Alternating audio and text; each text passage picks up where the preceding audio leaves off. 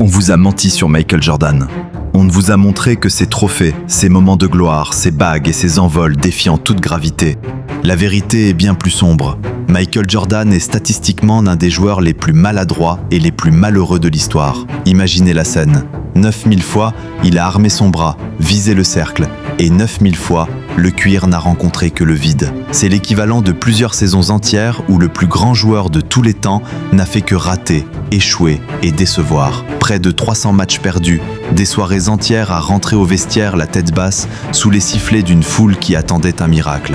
Le monde entier a oublié ces instants, mais ce sont précisément ces 9000 cicatrices qui ont forgé l'armure du plus grand compétiteur. On parle souvent de son talent pur, de son sceau de détente, mais on occulte son véritable génie, sa capacité à digérer l'humiliation. Comment un homme peut-il porter le poids de 26 défaites directes sans s'effondrer psychologiquement sous la pression médiatique et le regard des autres? Pour comprendre l'ascension de Is Ernest, il faut d'abord plonger dans les tréfonds de ses échecs les plus cuisants et les plus secrets.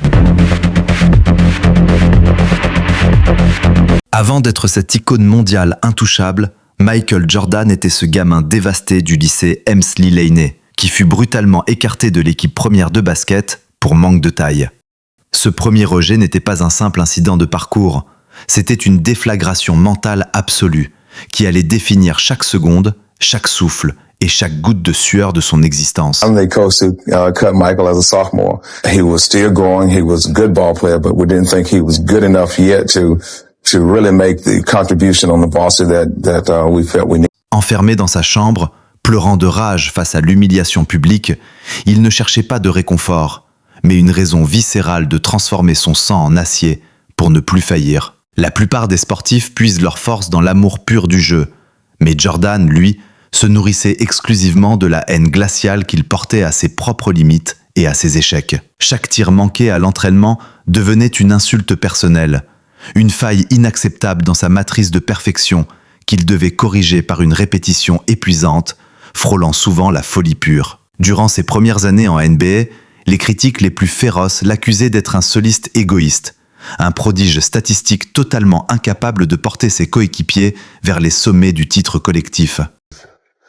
People saying, well, a scoring champion doesn't win championship. Il regardait les Detroit Pistons, ces bad boys, sans aucune pitié le massacrer physiquement à chaque tentative de pénétration, le laissant au sol, brisé, fatigué et terriblement impuissant devant le monde. Ces défaites répétées contre l'armée de Détroit étaient des tortures psychologiques calculées qui auraient pu détruire la carrière et la confiance de n'importe quel autre athlète de très haut niveau mondial. Au lieu de se plaindre de l'agressivité adverse, il a choisi de reconstruire intégralement son corps et son esprit pour devenir le prédateur ultime, capable de supporter la douleur la plus extrême. Car la face la plus sombre du succès de Jordan, c'est cette capacité proprement inhumaine à aimer la souffrance de l'échec, pour mieux s'en servir comme l'unique combustible de sa gloire. Pour vaincre le mur de Détroit, Jordan n'a pas seulement soulevé des fontes, il a instauré un régime de terreur psychologique sans précédent, au sein même de son propre vestiaire des Bulls.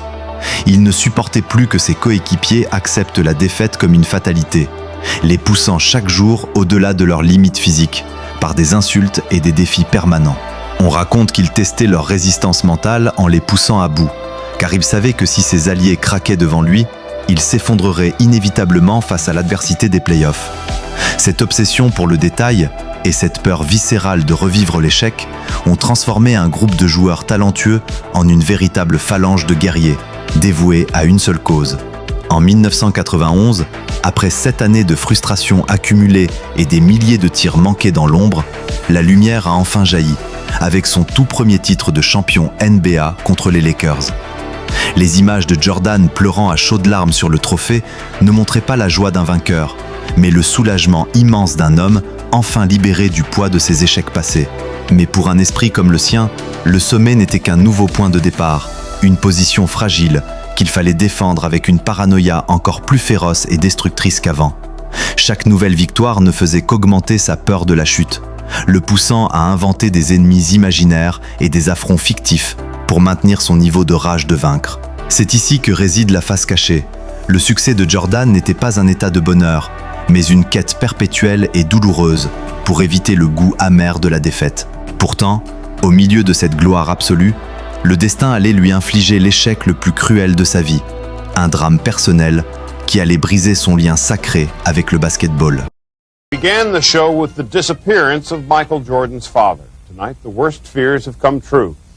James Jordan was found dead, the victim of an apparent murder. En juillet 1993, le meurtre tragique de son père, James Jordan, arrache au champion son premier supporter et son pilier moral, plongeant le monde du sport dans une stupeur totale.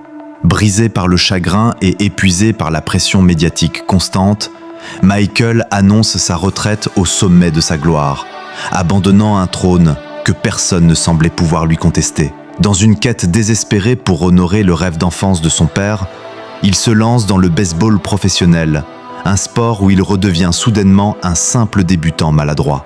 Sous le maillot des Birmingham Barons, Jordan va vivre l'humiliation la plus publique de sa vie, galérant avec des statistiques médiocres et devenant la risée des critiques sportifs américains. Imaginez l'homme le plus puissant de la planète sport, incapable de frapper une balle de baseball correctement, retournant dans l'ombre des bus miteux des ligues mineures de l'Alabama. Pour beaucoup, cette parenthèse était un échec monumental, une preuve de son arrogance. Mais pour Jordan, c'était une détoxification nécessaire par la douleur et l'humilité du recommencement. L'absence du parquet a créé un vide insupportable, et chaque match de baseball raté ne faisait que raviver la flamme éteinte d'un compétiteur qui avait besoin de sa dose de victoire. Le 18 mars 1995, 2 mots griffonnés sur un simple communiqué de presse allaient faire trembler la planète entière et changer le cours de l'histoire du sport. I'm back. Mais le retour n'est pas un conte de faits immédiat. Rouillé et portant le numéro 45, il subit une défaite humiliante en play-off contre les jeunes Orlando Magic d'un certain Shaq. Voir Jordan perdre son sang-froid et se faire voler le ballon en fin de match fut le choc électrique final qui allait déclencher la plus grande vengeance de l'histoire du basket. Après l'affront subi face à Orlando, Jordan s'enferme tout l'été sur le plateau de tournage de Space Jam, exigeant la construction d'un terrain privé pour s'entraîner jour et nuit.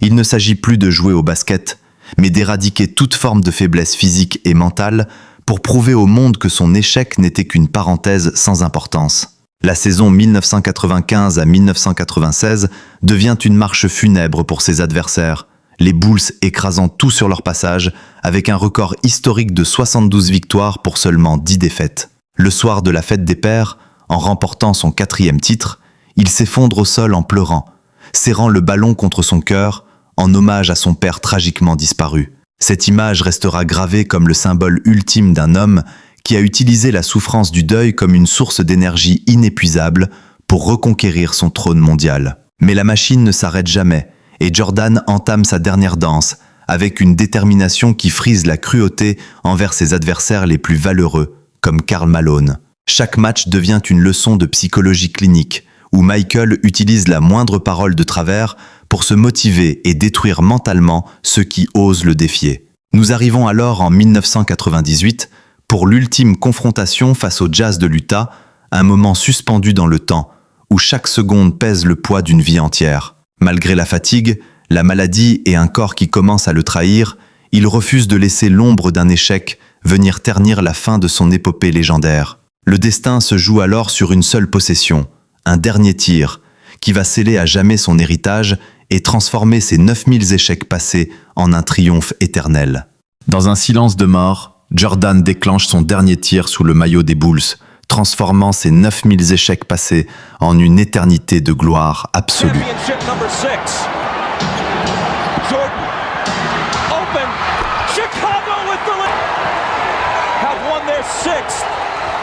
Son génie ne résidait pas dans son envol, mais dans sa capacité inhumaine à utiliser chaque défaite et chaque humiliation comme l'unique carburant de sa domination. Il nous a prouvé que le succès n'est pas l'absence d'erreur, mais la force brute de se relever une fois de plus que tous les autres. N'ayez plus peur de rater, visez, échouez et devenez enfin une légende. Bend like a